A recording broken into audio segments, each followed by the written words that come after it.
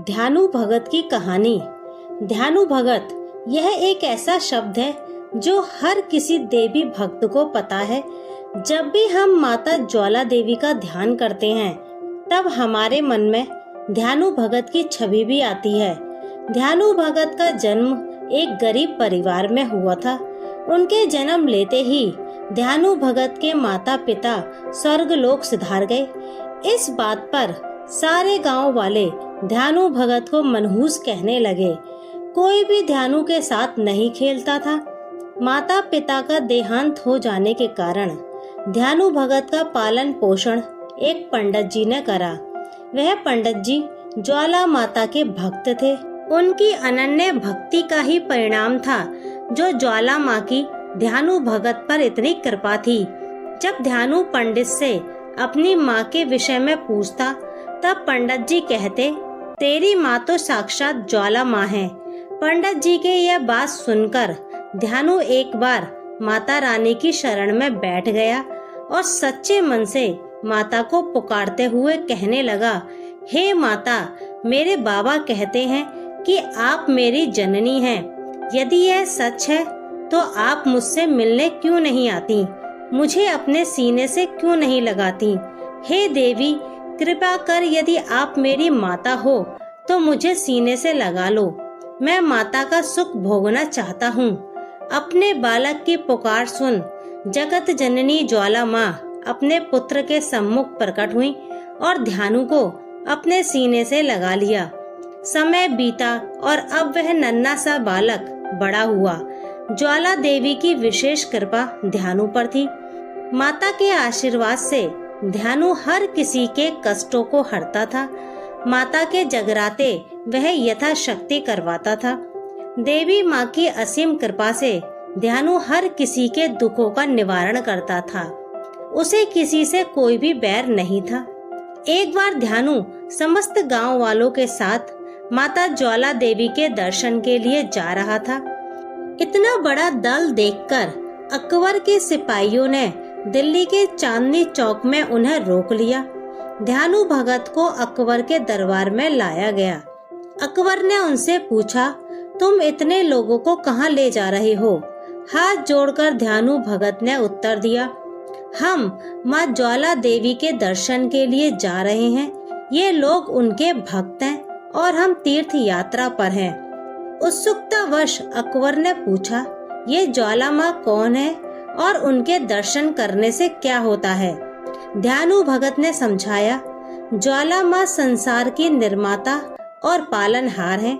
वे सच्चे भक्तों की प्रार्थना सुनती हैं और उनकी मनोकामनाएं पूरी करती हैं। उनके मंदिर में बिना तेल के निरंतर ज्वाला जलती रहती है। हम हर साल उनके दर्शन के लिए आते हैं। अकबर ने संदेह करते हुए कहा, मैं तुम्हारी ज्वाला माँ की शक्ति पर कैसे विश्वास कर सकता हूँ? यदि तुम सच्चे भक्त हो तो मुझे कोई चमत्कार दिखाओ, तब मैं विश्वास करूँगा। ध्यानु भगत ने शांति पूर्वक उत्तर दिया, महाराज, मैं माता का एक विनम्र सेवक हूँ। मैं क्या चमत्कार दिखा सकता हूँ? अकबर ने कहा, यदि तुम्हारी भक्ति सच्ची है तो तुम्हारी देवी तुम्हारे सम्मान की रक्षा करेंगी। हम तुम्हारे घोड़े की गर्दन काट देंगे। यदि तुम्हारी प्रार्थना उसे जीवित कर देती है तो हम तुम्हारी देवी की शक्ति को स्वीकार करेंगे। घोड़े की गर्दन काट दी गई। ध्यानु ने बादशाह से 1 माह की अवधि तक घोड़े के सर व धड़ को सुरक्षित रखने की प्रार्थना की। अकबर ने उसकी प्रार्थना स्वीकार कर ली और उन सभी को अपनी तीर्थ यात्रा जारी रखने की अनुमति दी। ध्यानु भगत और भक्त ज्वाला माँ के मंदिर पहुँचे, जहाँ उन्होंने रात भर पूजा की। अगली सुबह ध्यानु भगत ने प्रार्थना की, हे माँ, आप सर्वज्ञ हैं। राजा मेरी भक्ति की परीक्षा ले रहे हैं। कृपया मेरे घोड़े को पुनर्जीवित करें, अन्यथा मैं अपना सिर आपके चरणों में अर्पित कर दूंगा।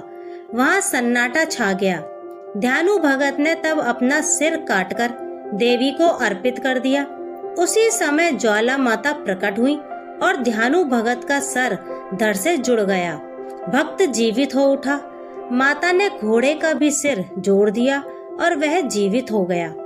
माता ने कहा, तुम्हारे घोड़े का सिर भी दिल्ली में जोड़ दिया गया है, निश्चित होकर जाओ, तुम्हारा सम्मान बहाल हो गया और जो चाहो वर मांग लो।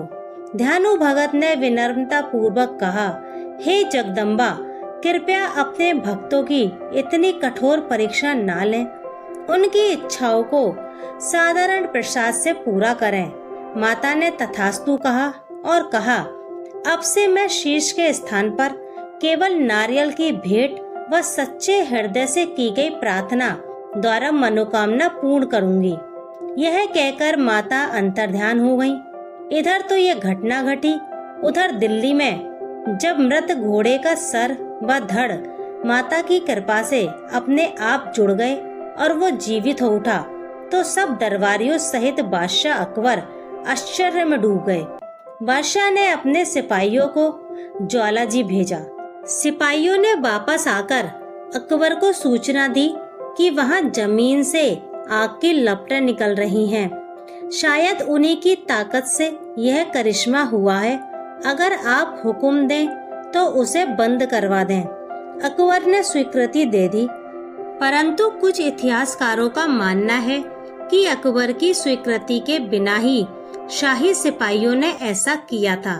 कहा जाता है कि शाही सिपाहियों ने सर्वप्रथम माता की पवित्र ज्योति के ऊपर लोहे के मोटे मोटे तवे रखवा दिए, परंतु दिव्य ज्योति तवे फाड़कर ऊपर निकल आई। इसके पश्चात एक नहर का बहाव उस ओर मोड़ दिया गया, जिससे नहर का पानी निरंतर ज्योति के ऊपर गिरता रहे। फिर भी ज्योति का जलना बंद नहीं हुआ। शाही सिपाहियों ने अकबर को सूचना दी कि ज्योति का जलना बंद नहीं हो सकता, हमारी सारी कोशिशें नाकाम हो गईं। आप जो मुनासिब हो वह करें। अकबर ने अपने दरबारी विद्वानों से सलाह ली, जिन्होंने उन्हें मंदिर में जाकर देवी को उचित प्रसाद चढ़ाने की सलाह दी। उनकी सलाह को स्वीकार करते हुए 1.25 मन पक्का सोने का भव्य छत्र तैयार हुआ। फिर वह छत्र अपने कंधे पर रखकर नंगे पैरों ज्वालाजी पहुँचे और दिव्य ज्योति के दर्शन किए। मस्तक श्रद्धा से झुक गया। अपने मन में पश्चाताप होने लगा और कहने लगा, हे माँ, मैं आपको 1.25 मन पक्का सोने का भव्य छत्र भेंट स्वरूप चढ़ा रहा हूँ। आज तक किसी राजा ने आपको 1.25 मन पक्का सोने का भव्य छत्र भेंट नहीं किया होगा। कृपया मेरी भेंट स्वीकार कीजिए। अकबर के घमंड भरे शब्द बोलते ही छत्र पर एक दिव्य ज्योति प्रकट हुई और फिर अकबर से वह छत्र नीचे गिर गया। और जैसे ही वह छत्र गिरा, वो सोने का नहीं रहा, किसी विचित्र धातु का बन गया, जो ना लोहा था, ना पीतल, ना तांबा और ना कोई धातु। अर्थात देवी ने भेंट अस्वीकार कर दी। इस चमत्कार को देखकर अकबर ने अनेक प्रकार से स्तुति करते हुए माता से क्षमा की भीख मांगी और अनेक प्रकार से पूजा करके दिल्ली वापस लौटा। आते ही सिपाहियों को सभी भक्तों से प्रेम पूर्वक व्यवहार करने का आदेश दिया।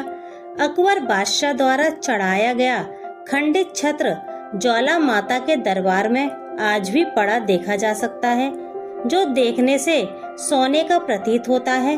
भार भी सोने का ही है, पर किसी भी धातु का नहीं है। वह क्या धातु है, इसका पता आज तक कोई भी नहीं लगा पाया है।